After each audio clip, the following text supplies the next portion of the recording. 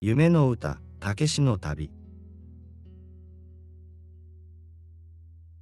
たけしは若い日本人男性です。彼は東京で生まれ育ちました。彼の趣味は音楽を聴くことです。彼の家は小さいですが、綺麗です。彼は一人で住んでいます。毎日、彼は料理を作ります。たけしは会社員として働いています。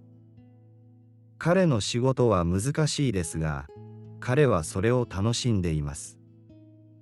彼は毎日早く起きて、電車で会社に行きます。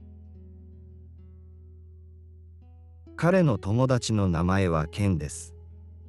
ケンも東京に住んでいます。ケンとたけしは公園でサッカーをします。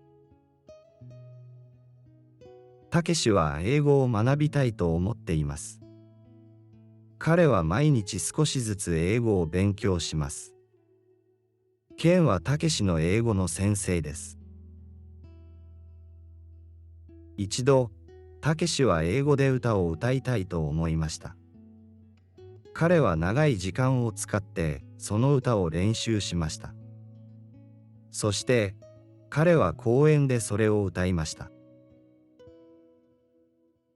彼の歌はとてもうまく、みんなはたけしを褒めました。たけしはとても幸せでした。彼の夢は叶えられました。